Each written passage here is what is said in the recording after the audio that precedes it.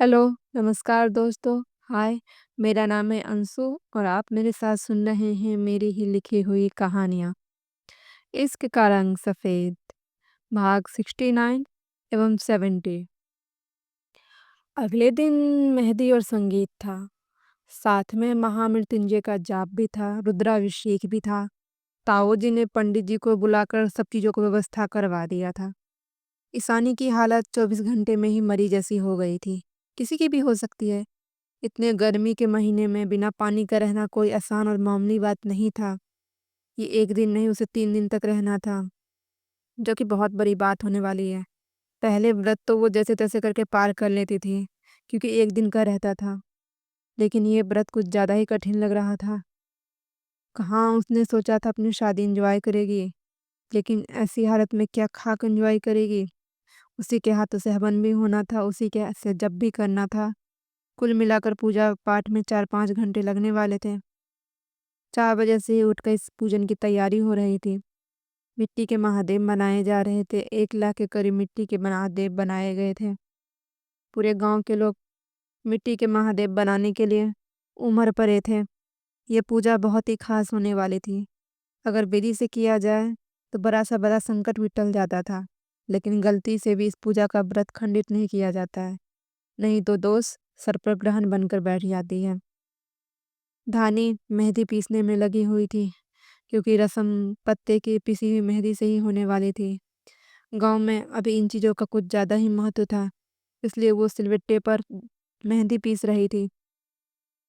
धानी को जो भी काम मिल जाता था वो मन लगाकर करती थी, और अभी वो मेहंदी के पत्ते को सिलवट्टे पर अपने मन से रगड़ रही थी। पीसते हुए उंगली से मेहंदी को आगे पीछे करते हुए थोड़ी थोड़ी करके शुरुआत करना पड़ता था, ताकि बारीकी से पीसी जाए। और पिसी हुई मेहंदी को आगे पीछे करने का उसके दोनों हाथ की उंगलियां भी रख गई थी। हो गया धानी? हाँ हाँ, बस हो गया दीदी। लाओ दो, किसी को बताना मत जो तुमने पीसा है। छोटी वाली भाभी उसके हाथों से बट्टा लेते हुए बोलती हैं। सॉरी, मेरी वजह से तुम्हें तकलीफ हुई, लेकिन क्या करते, मुझे ये करना नहीं आता है। और बाहर सबके सामने मना करती तो मम्मी जी बहुत डांट पड़ती, और बुआ जी अलग से चिल्लाती। लाओ दो। धानी कटोरी में मेहंदी उठाकर भाभी को दे देती है। कोई बात नहीं दीदी, हमेशा करना आता है, और इसलिए हमने कर दिया, और किसी को नहीं बताएंगे। आप चिंता मत कीजिए, तुम बहुत अच्छी हो। ऐसी कोई बात नहीं दीदी, आप लेकर जाइए। मेहंदी का ऑरेंज रंग धानी के हाथों पर छप गया था, और धीरे धीरे वो लाल पर रही थी। अरे वाह धानी, तुम्हारी उंगली तो कितनी सुंदर लग रही है। एक काम करो, बीच में बड़ा सा टीका लगा लो ना, बहुत अच्छा डिजाइन बन जाएगा। भाभी उसके हाथ देखते हुए बोलती है। धानी अपने हाथों को खोलकर देखती है। मेहंदी मेहंदी का रंग देखकर उसकी आंखें बड़ी बड़ी हो जाती हैं।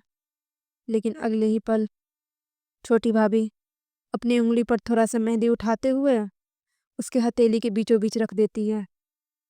इसे देखकर धानी की आंखें और बड़ी हो जाती हैं। ये क्या किया दीदी आपने? धानी जल्दी से अपने हाथों को साफ करते हुए बोलती है, और पानी वाले बर्तन में डुबा लेती है। अरे डिजाइन बना दिया है, अच्छा लगेगा। हाँ मम्मी, मेहंदी नहीं लगा सकते, माँ जी देखेगी तो बहुत गुस्सा करेगी। धानी अपने हाथ आंचल के पीछे छुपाते हुए बोलती है। अब हम क्या करें, क्या बहाना बनाएंगे?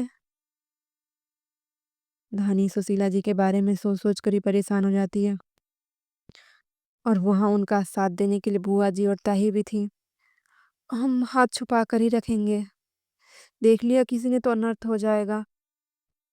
छुटकी बहुरिया, छुटकी बहुरिया। अपने नाम का शोर सुनकर भाभी बाहर चली जाती है। धानी रसोई की खिड़की से बाहर का नजारा देख रही थी। ये तो अच्छा हुआ, रसोई घर पुराने जमाने का था, जिसमें ईंटों को जोड़कर जाल की तरह बनाया गया था, जिस वजह से धानी बाहर तो देख लेती थी, लेकिन बाहर के लोग उसे देख नहीं पाते थे। मेहंदी का लहंगा पहनकर ईशानी तैयार होकर पूजा पर बैठ गई थी। पंडित जी भी मंत्रों का उच्चारण के साथ पूजा का शुभारंभ कर दिया था। 16 पंडितों को बुलाया गया था पूजा के लिए, और बहुत जोर शोर से पूजा हो रहा था। धार्मिक पूजा के नाम पर पूरा गांव उमड़ पड़ा था। पूरे 5 घंटे का पूजा चला था। अंत में महादेव की आरती के साथ पूजा का समापन का घोषणा हो जाती है। कुछ औरतें मिलकर लोकगीत गाते हुए ईशानी की मेहंदी की रस्म भी कर लेते हैं। वैसे तो माँ पहले हाथों पर मेहंदी लगाती है, लेकिन बुआ के रहते माँ कैसे रस्म करती, इसलिए भगवती देवी एक बिंदी डालकर रस्म करती है। उसका मन तो था पूरा हाथ रचा देने का, लेकिन ईशानी का बिगड़ा हुआ चेहरा देखकर एक बूंद लगाकर ही शांत हो जाती है। बाकी की मेहंदी गांव की लड़की लगाती है जिसे रचाना आता था। ईशानी को यह सब देखकर खून खौल रहा था। कहाँ उसने ग्रैंड वेडिंग का सपना देखा था और कहाँ ये गांव की औरतें अपने लोकगीत से उसके घरा भर पानी उड़ेल रही थी। कहाँ उसने सोचा था उसके दोस्त मेहंदी में लगने वाली पर डांस करेगी, वो शर्माएगी इतराएगी, और कहाँ यहाँ सब घूंघट करके देहाती गाने गा रहे थे। मन तो दोनों भाभीियों का हो रहा था एक एक ठुमका लगाने का, लेकिन दोनों भाभी नाच देती तो पूरा गांव में हंगामा हो ही जाता। एक तो भूख प्यास की वजह से परेशान थी, ऊपर से ये सब देखकर उसका सर दर्द अलग हो रहा था। खैर, किसी तरह मेहंदी का रस्म संपन्न हो जाती है। रात को ढोलक के थाप पर 4 औरतें नाचकर संगीत बना दिया था। ईशानी बस खून जलाकर बैठे हुए थे। कहाँ वो स्टेज पर शरद के साथ कपल डांस करके संगीत का प्रोग्राम एंजॉय करना चाहती है, कहाँ वो सबके बीच एक मूर्ति की तरह बैठी हुई थी जिसके चेहरे पर सिर्फ और सिर्फ जबरदस्ती मुस्कान थी। रात को भाभीियों को भी इजाजत मिल गई थी नाचने की। वो दोनों भी घूंघट किए हुए डांस कर रही थी। खैर, कल दिन में फिर से उसे हल्दी चढ़ने वाला था। उसे सब भूत बना देते थे, लेकिन बेचारी कर भी क्या सकती थी, बस टॉर्चर बर्दाश्त कर रही थी। सुशीला जी भी जुबान यहाँ पर नहीं खुलती थी अपनी बेटी के पक्ष में। वो बस ईशानी को ही समझाती रहती थी कि सब कुछ बर्दाश्त कर ले। ऑफिस ख़त्म करके ईशान अपने फ्लैट पर पहुंचता है। थोड़ा बहुत उसने पैकिंग कर लिया था, बाकी का बचा हुआ सामान पैकिंग कर लेता है। सारे सामानों को अपनी जगह पर रखने लग जाता है। एक डोर खोलते उसे किसी की तस्वीर हाथ लग जाती है। तस्वीर को लेकर बैठ जाता है। चेहरे पर मुस्कान सज जाती है। जितनी बार तुम्हें तस्वीर में देखता हूँ ना, इतनी बार ही तुमसे प्यार कर बैठता हूँ। पता है गलत है, लेकिन क्या करूँ, ये तो दिल है ना, मानता ही नहीं है। चलो अब मैं पैकिंग कर लेता हूँ, नहीं तो लेट हो जाएगा। ईशान तस्वीर को वापस डोर में रखते हुए बोलता है। इधर नीरज अपना सर पकड़ कर बैठा हुआ था। कौन कौन सी मीटिंग है कल? नकुल उसके बगल में खड़ा था। सर, सहरावत वाली डील सेल करनी है और मिस्टर मेहता के साथ आपको प्रोडक्ट डिस्कस करना है, और कल शाम को मिस भोज के साथ डिनर मीटिंग है। सब इम्पोर्टेंट है क्या? हाँ सर, सभी इम्पोर्टेंट है। ये ईशान की बहन की शादी कल नहीं होती ना, अगर वो रहता तो मुझे इतनी टेंशन नहीं रहती, सब कुछ हैंडल कर लेता। परसों रात को मुझे निकलना है, क्या करूँ कुछ समझ नहीं आ रहा है। हेलो डार्लिंग, मोनिका घर के अंदर आते हुए बोलती है। जैसे आई हो ना वैसे ही वापस चले जाओ, मेरा मूड ऑलरेडी ऑफ है। हाँ तो तुम्हारा मूड ही तो बनाने आई हूँ। नीरज का हाथ दोनों तरफ करते हुए उसके गोद में बैठ जाती है। बेचारी नकुल की खांसी उठ जाती है। नौकर भी नजरें सर से नीचे कर लेते हैं। नीरज झटके से उसे खुद पर से हटा देता है। तुम्हें समझ नहीं आ रहा है?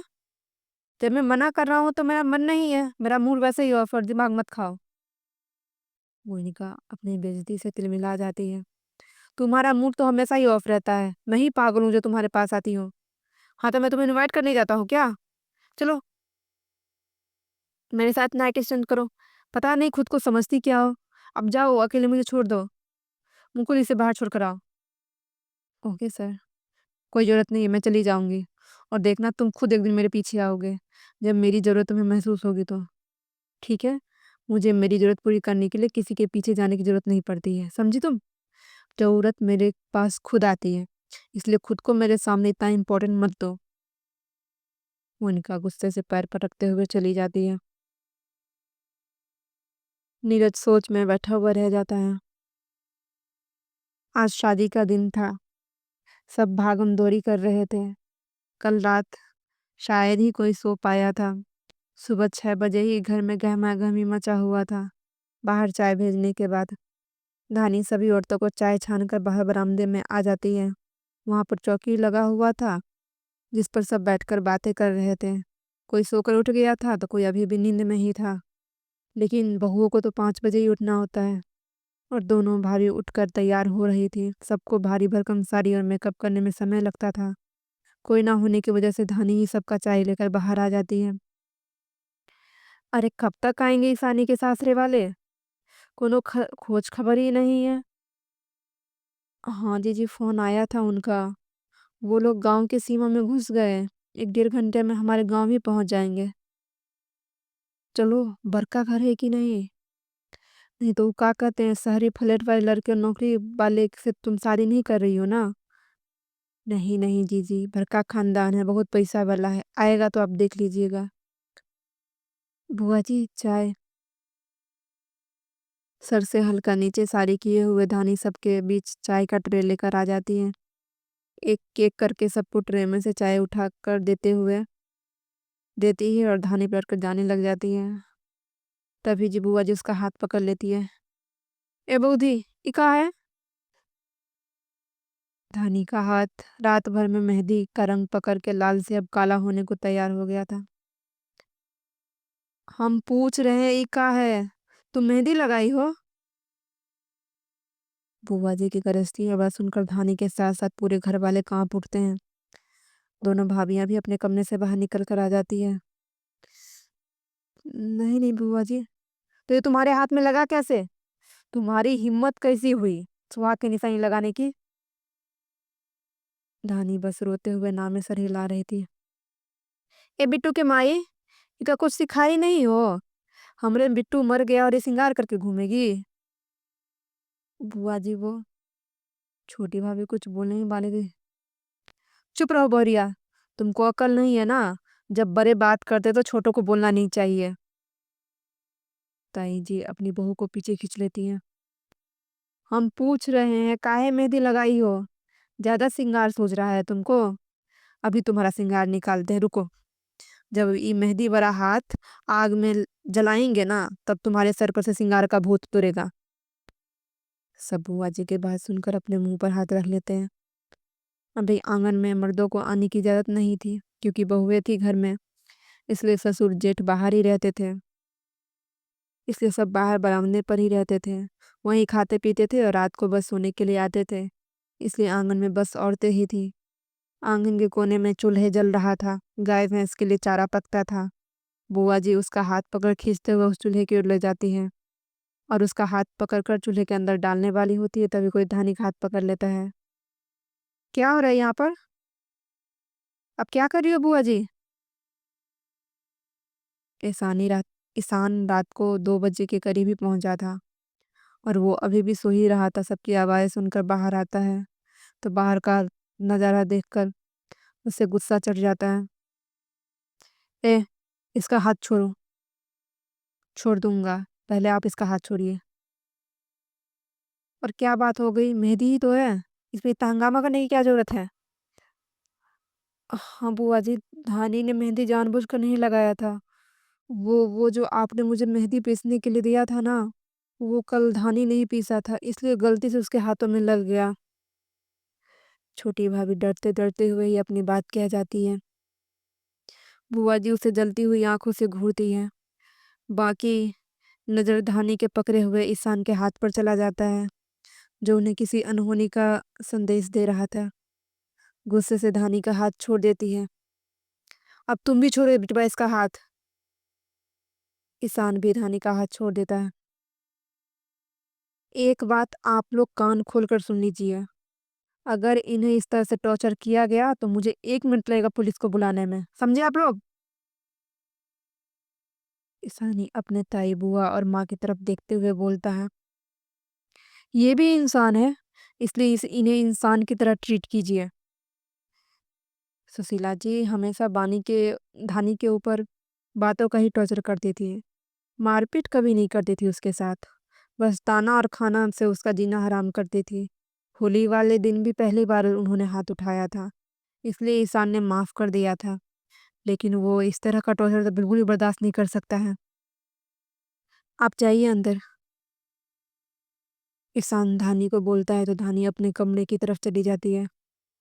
ईशान का भी मूड उखड़ चुका था, इसलिए अब तो उसे नींद आने वाली थी नहीं, इसलिए बाहर दरवाजे की तरफ बढ़ जाता है। ई तुम्हारे घर में का हो रहा है सुशीला? कहीं ई बऊदी अपनी पातर काया दिखाकर तुम्हारे बेटे को तो काबू में नहीं न कर लिया है?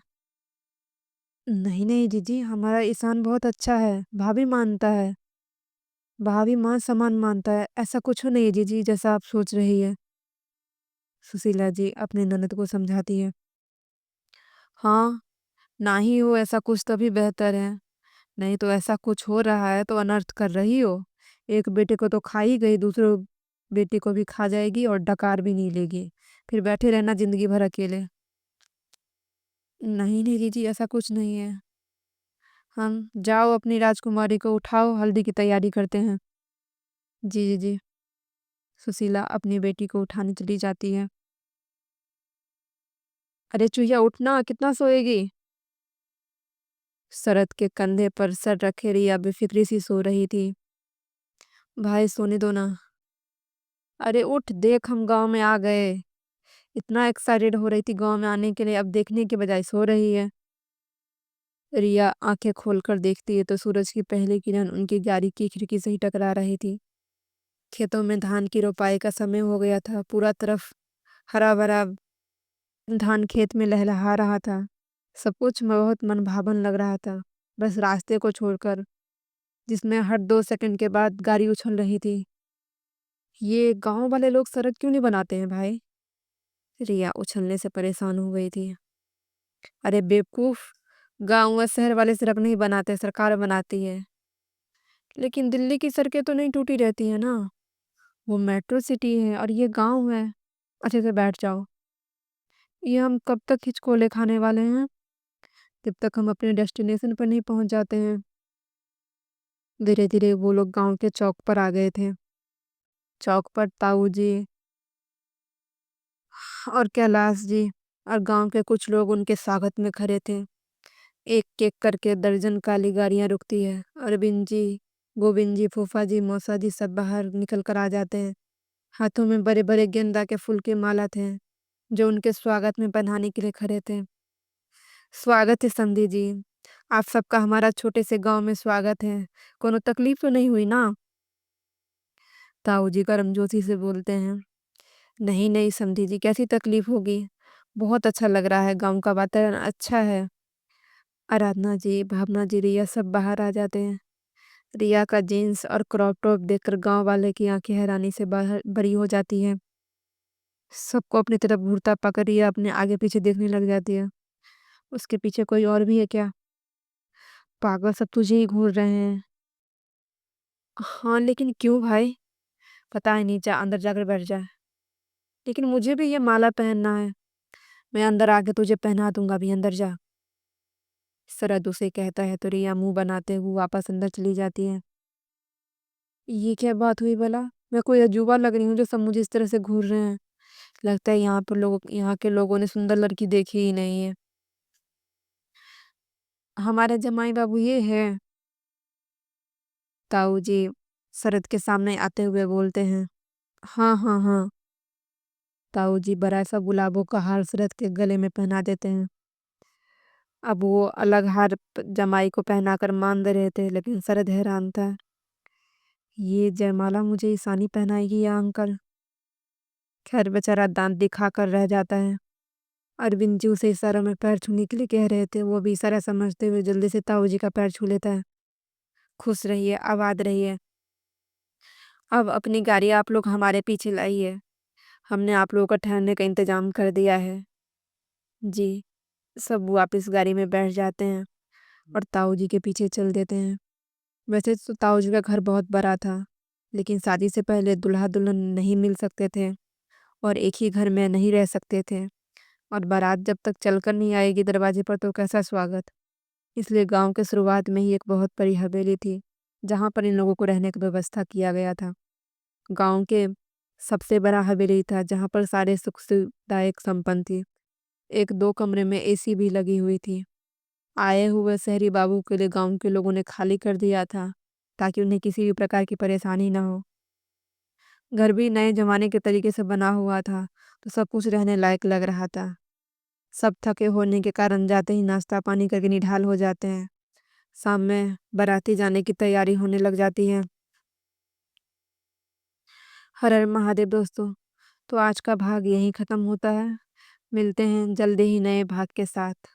کہانی اچھی لگ رہی ہے تو چینل کو سبسکرائب کریں، بیل آئیکن ضرور دبائیں اور کمنٹ کریں گے تو مجھے اور اچھا لگے گا۔ Thank you.